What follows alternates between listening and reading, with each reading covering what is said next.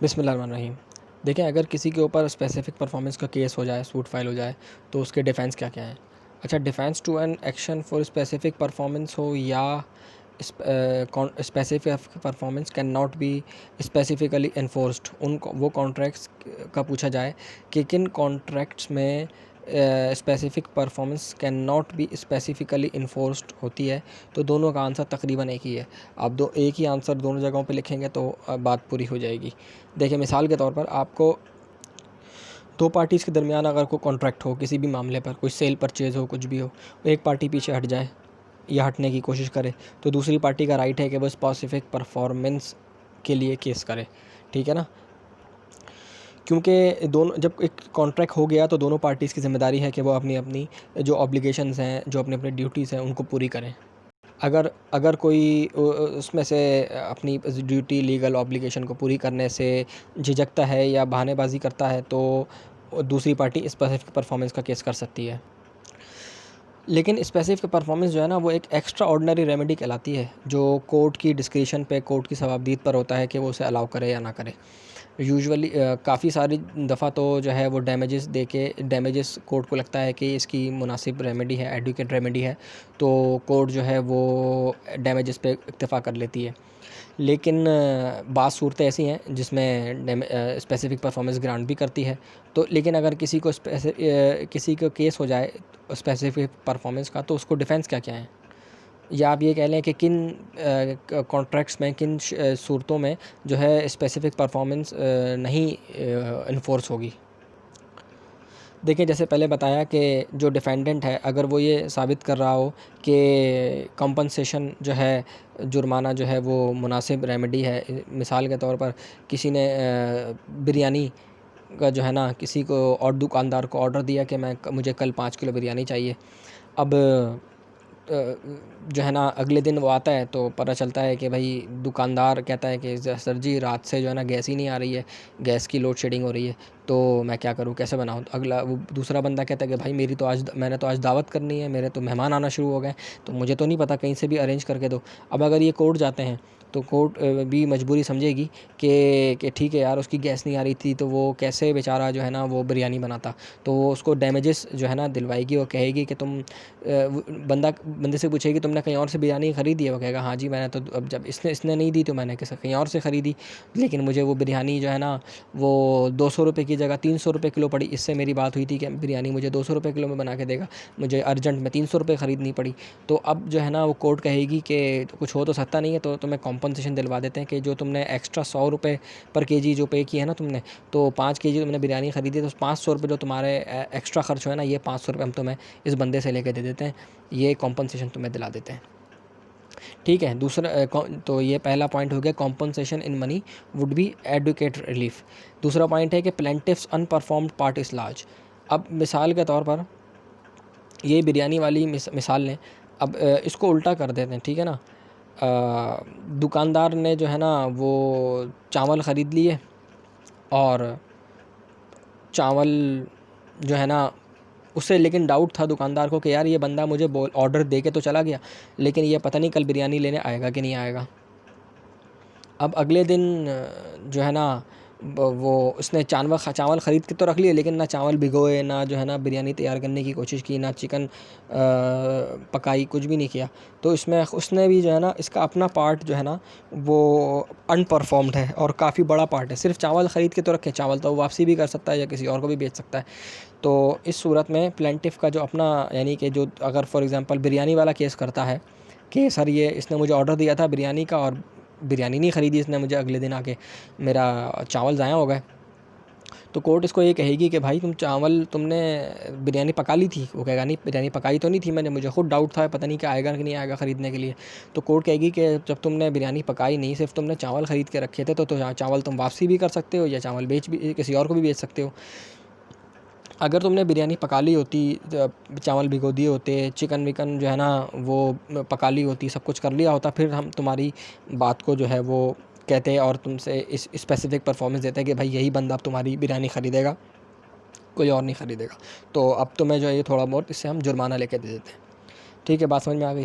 तीसरा पॉइंट है, contract depends of personal qualification. मिसाल के तौर पर जो है ना फॉर एग्ज़ाम्पल कि जैसे अभी इससे पहले मिसाल दी डॉक्टर वाली, हार्ट स्पेशलिस्ट वाली। हार्ट स्पेशलिस्ट से बंदा कॉन्ट्रैक्ट करता है कि भाई आपने जो है मेरे वालिद के हार्ट का ऑपरेशन करना है। लेकिन जो है ना वो बंदा, डॉक्टर जो है वो नेक्स्ट वीक की तारीख़ देता है। तारीख़ देने के बाद वो नेक्स्ट वीक उसको पता चलता है कि यार ये तो यूएस जा रहा है, फ़ॉरेन जा रहा है। तो ये अब वो क्या करे? डॉक्टर से बात करता है, डॉक्टर कहता है कि भाई मेरा तो बाहर जाना बहुत ज़रूरी है, तुम अपने अब्बू का ऑपरेशन किसी और से करा लो। तो कहता है कि नहीं डॉक्टर साहब, मेरे अब्बू का तो ऑपरेशन आप ही करेंगे। तो अब इस सूरत में जो ये बेटा है बाप का जिसने ऑपरेशन कराना था डॉक्टर से, ये कोर्ट चला जाता है। कोर्ट से आई कहता है कि सर जी इनको बोलें स्पेसिफ़िक परफॉर्मेंस करें, मेरे बाप का ऑपरेशन करें। तो कोर्ट उससे कहेगी कि यार अगर हम तुम्हें स्पेसिफ़िक परफॉर्मेंस ग्रांट कर दें और कल को ये बंदा तुम्हारे गलत ऑपरेशन कर दे और तुम्हारे बाप को मार दे, तो तुम क्या कर लोगे? तो बेहतर ये है कि तुम जो है ना वो कर लो, इससे कुछ डैमेजेस ले लो, अपना अब्बा का ऑपरेशन कहीं और से करा लो।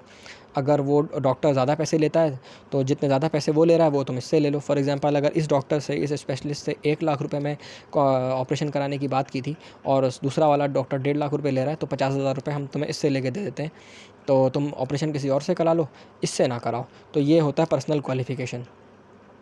तीसरी चीज़ ये है कि वांटिंग इन म्यूचुअलिटी, मतलब दोनों पार्टियाँ ही नहीं चाहती कि हम जो है ना वो स्पेसिफिक परफॉर्मेंस करें।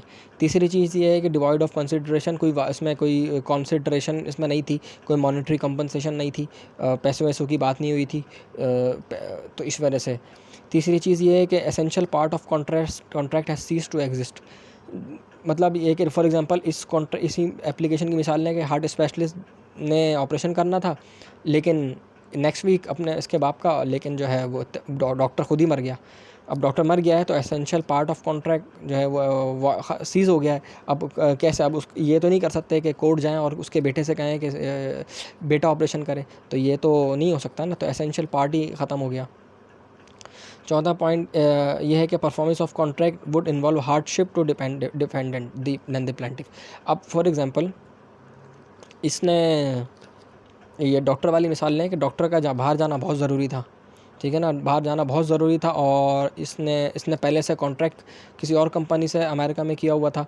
इसमें फॉर एग्ज़ाम्पल वो 10 लाख रुपए का कॉन्ट्रैक्ट किया हुआ था और अगर वो 10 लाख वो अगर नहीं जाता फ़ौरन, तो 10 लाख की जगह उसको 20 लाख रुपए उस कंपनी को जुर्माना पे करना पड़ता।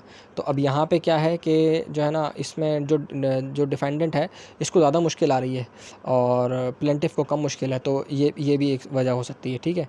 अनसर्टेनिटी ऑफ टर्म्स ये होती है फॉर एग्ज़ाम्पल कि किसी ने कहा था कि जो है ना एक बंदे ने बी को बोला कि आप मुझे जो है ना 10 लीटर ऑयल मैं आपसे ख़रीदूँगा। अब 10 लीटर ऑयल तो ख़रीदूँगा, लेकिन वो पहला बंदा समझ रहा है कि इसने कोकोनट ऑयल कहा था और दूसरा बंदे के जहन में है कि मैंने इसको जो है ना सरसों का तेल कहा है। तो सर्टेनिटी नहीं है ना टर्म्स के अंदर कि कौन सा ऑयल ख़रीदना है, कितने में ख़रीदना है, कब डिलीवरी होगी, सर्टेनिटी ऑफ टर्म्स नहीं है। तो अगर इसमें स्पेसिफिक परफॉर्मेंस मांगेगा, बायर कहेगा कि सर मुझे इससे सरसों का तेल दिलाया, मैंने इससे सरसों के तेल की बात की थी, तो कोर्ट स्पेसिफिक परफॉर्मेंस नहीं देगी। क्यों? क्योंकि सर्टेनिटी ऑफ टर्म्स नहीं है। बायर सेलर कहेगा कि सर इसने तो मुझसे कोकोनट ऑयल मांगा था, वो कहेगा सरसों का तेल मांगा है, तो इसमें अनसर्टेनिटी ऑफ टर्म्स है, इस सूरत में भी नहीं मिलेगी स्पेसिफिक परफॉर्मेंस, और ये भी जो है एक वैलिड डिफेंस है। अच्छा, एक और चीज़ है कि माइन्यूट डिटेल्स, बहुत माइन्यूट डिटेल्स अगर हो ना कॉन्ट्रैक्ट में लिखी हुई हो, तो उनकी भी लिए भी जो है ना वो नहीं दी जाएगी स्पेसिफिक परफॉर्मेंस। या फिर जो है ना कोई ऐसी चीज़ है जिसके लिए कांस्टेंट सुपरविजन रिक्वायर्ड है। फॉर एग्जांपल एक बंदे का प्लॉट है, दूसरे वो ठेकेदार से बात करता है कि मुझे जो है ना मेरे प्लॉट पे घर बना कर दो, अब वो 2 साल में बना के दे दो। अब जो है ना ठेकेदार सही बंदा नहीं है, वो बहुत तंग कर रहा है, ठीक है। तो ये स्पेसिफिक परफॉर्मेंस उस ठेकेदार से नहीं मिलेगी, क्योंकि कोर्ट कहेगी यार बहुत तुम्हें तंग करेगा ये बेचारा, बेचारा तो खैर नहीं, ये बंदा तुम्हें बहुत तंग करेगा, तुम किसी और से करा लो, कुछ डैमेजेस वगैरह कुछ एक्स्ट्रा पैसे जा रहे होंगे तो हम तुमको इससे लेके दे देंगे, लेकिन तुम जो है ना अपने घर किसी और से बनवा लो। ये बहुत सुपरविजन जो है ना कॉन्स्टेंट मांगता है, और 2-3 साल तक कौन इसको देखता रहेगा, भाग दौड़ इसके पीछे करेगा, तो तुम किसी और से करा लो। इस सूरत में भी स्पेसिफिक परफॉर्मेंस कोर्ट नहीं ग्रांट करेगा। तो इसका कोड ये है तुम TUMQCC, तुम QCC, ठीक है। इसमें जो है ना क्या क्या आ जाएगा, कॉम्पनसेशन, ठीक है, और अनपरफॉर्म पार्ट आ गया, ठीक है, और अनसर्टेनिटी ऑफ टर्म्स आ गई, माइन्यूट डिटेल्स आ गई, require constant supervision, essential part of contract cease to exist, ठीक है, वांटिंग म्यूचुअलिटी और डिवॉइड ऑफ कंसिडरेशन। ठीक है, आपको समझ में आ गया होगा। पसंद आया हो तो वीडियो लाइक कीजिए, चैनल को सब्सक्राइब कर लें। Thank you.